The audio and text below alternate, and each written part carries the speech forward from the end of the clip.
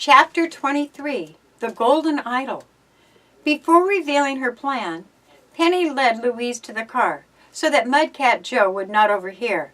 She then disclosed her suspicions regarding Sing Lee and announced her determination to investigate the laundry. "We'll keep watch of the place," she declared. "Sing Lee is bound to leave sooner or later, and we'll slip in and look around." "They arrest folks for breaking and entering buildings," Louise said firmly.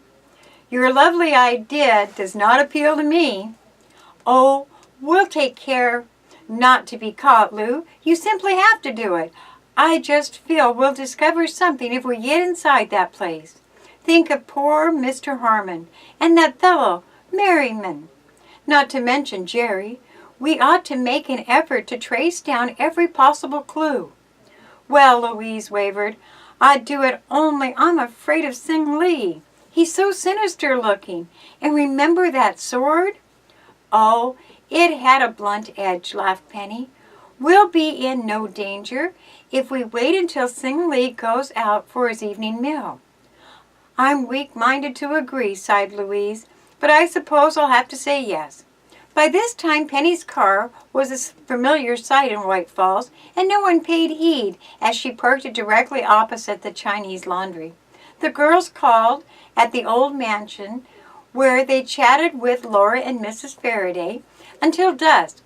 Then they returned to the automobile to take up their vigil. An hour elapsed. Louise skirmished and squirmed uncomfortably in the car seat, complaining that their wait was to be a hopeless one. "Probably Sing Lee doesn't leave for the shop for supper," she declared. "If he's a true Chinese man, he'll just cook up a boiler of rice in the back room."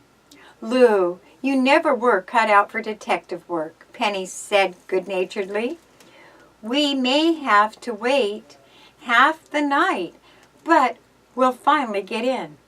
Louise sighed and slumped down in the seat again. She scarcely glanced towards the shop as the minutes dragged by, but she sat up as she heard Penny say, "There, he's turned off the lights. Now he'll be coming out."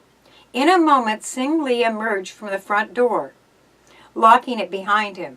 He was seen to place the key on the ledge of the door. "Very obliging of him," chuckled Penny. "Now we won't need to smash any windows." Sing Lee did not glance towards the car. He walked rapidly down the street and vanished in the darkness. "Now is our chance," said Penny. "Come along, Lou. He may return any minute. Naturally, we must take a certain risk." While Louise screened her movements by standing in front of her, Penny found the key on the ledge and unlocked the door. Carefully closing it behind them, they entered the gloomy interior of the shop. "We don't dare switch on the lights," warned Penny, "but I brought a flashlight." "It can be seen through the windows," Louise declared. "I'll be careful how I use it. Come on, we have no time to lose." In the rear room of the laundry, Penny turned on the flashlight. The yellow beam disclosed nothing unusual about the furnishings. There was a table, 4 chairs, a small stove, an ironing equipment, and half a dozen baskets of laundry. "Nothing here," said Louise. "Right," agreed Penny. "We'll try the basement, if there is one." They found a stairway leading down into a dark, dirty hole. At first glance, they thought they were doomed to further disappointment, for the room was crowded with wash tubs, boilers, and drying machines. "I don't know how you expect to find," Louise said, half accusingly, "but whatever it is, it can't be here." "Wait a minute," replied Penny. "Let's make a thorough investigation." She moved about the room, investigating every nook and cranny. Coming up to the gas clothes dryer, she reached up and pulled out one of a huge sliding shelves. Her exclamation of astonishment brought Louise quickly to her side. "What is it, Penny?" "Take a look at this, Lou." She flashed her light into the dryer so that her chum could see. 3 oil paintings stacked neatly together, their frames missing, had been hidden in the machine. 6 additional portraits were discovered in another drawer of the dryer. "Well, now we have found something," cried Louise. "These are Mrs. Faraday's stolen pictures, Lou. I'm almost certain of it." "Shall we take them with us?" "No, they're too large to carry. We'll have to come back." "Sing Lee must have considered himself very clever," Louise said, as the girls hurried up the stairway to the first floor. "He knew that if the police did search his place, they wouldn't be apt to look inside any of the drying trays. That Chinese man has been up to a lot worse things than stealing a few paintings," insisted Penny. "Now, to get to the second floor. Unless I'm a poor guesser, that's where we'll really find something." "How do we reach the second story?" Louise asked in bewilderment. "I don't see any stairway." "There must be a trap in the ceiling."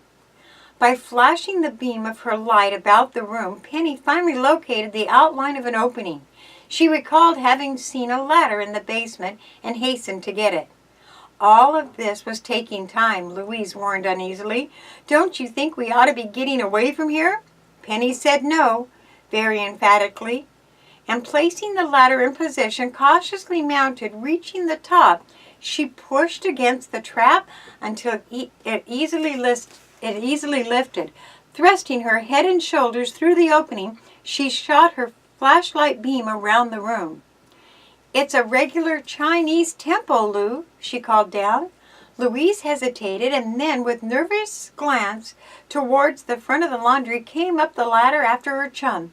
Penny helped her through the trap door. In the arc of the light, Louise saw a strange-looking room richly carpeted with Chinese rugs.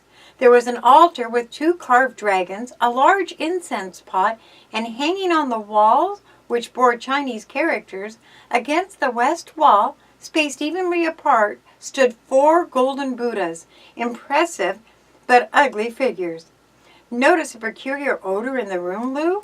"Why, yes, I do. Incense, I suppose." "I detected that same odor in room 7 of Old Mansion the night Jerry disappeared, Lou. We're getting at the heart of the mystery." "I don't see what you mean, Penny." "Look at those 4 Buddhas closely." "Yes, what about them?" "Aren't they spaced exactly the same as the 4 paintings on the east wall of room 7? "Why, I believe they are." Penny crossed over to the grotesque figures, which were very nearly her own height. Handing a flashlight to Louise, she ran her fingers over one of the Buddhas. "Just as I thought." Her hand had encountered a tiny knob at the side of the figure. Pulling on it, the front of the Buddha swung towards and outward, revealing a hollow interior. "Louise, see if you can find the electric light switch," she requested. "I must see better." By this time the girls were so excited over their discovery that they abandoned the last shred of caution. Louise groped about until she located the lights. The room immediately was flooded with a soft amber glow. "There, that's better," Penny declared. "And it's just as I suspected. Every one of those Buddhas is hollow. I could stand inside." "See what I found in this one?" interrupted Louise, her voice tense. From the base of her finger at the extreme left, she lifted a small cloth bag. She shook it and then plunged in her hand and drew forth a mass of sparkling jewels. "Loot taken from Mr. Merriman," cried Penny. "Oh, that Sing Lee was a wicked one, but I'm not just certain how he did it yet." She stepped into the hollow interior of one of the Buddhas and stood there for a moment, her back to Louise. When at last she turned towards her chum, again her voice held a queer tone. "Flaming eyes," she murmured. "What are you saying?" demanded Louise. "Step inside the Buddha and you'll understand." Louise took her place and was amazed to see 2 small slits cut under the wall, which exactly fit her own eyes. She was able to gaze into room 7 of the old mansion. "No wonder Laura thought the eyes of those portraits seemed alive," Penny said. "They were." Louise emerged from the Buddha. "But why didn't we discover the trick?" she demanded. "I understand that Sing Lee could stand here and see exactly what was going on in room 7, but why did we never notice the slits in the painting?" because Sing Lee took care of that little detail. If you will step back into the Buddha again, you'll notice a pair of painted eyes hanging on a little peg. They were in place, but I removed them. You mean Sing Lee fitted canvas eyes into the painting during the daytime, and then, when he wished to use it as a peeping hole, simply removed them? That's just what I mean to do. Notice the light bulb in the Buddha? Yes, what significance does it have? I'm not sure, but I believe the light coming from below that way would produce the effect of flaming eyes when viewed at night in a dark room. But how did Sing Lee get Mr. Merriman's jewels and the paintings? Don't try to tell me he kidnapped 3 men through these tiny slits in the canvas.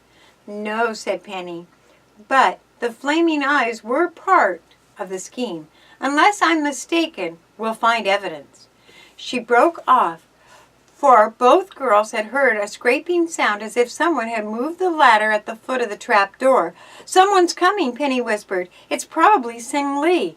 She turned out the light, and they searched frantically for a hiding place. Back of the altar, ordered Penny. It's our one chance. Do, do, do, do.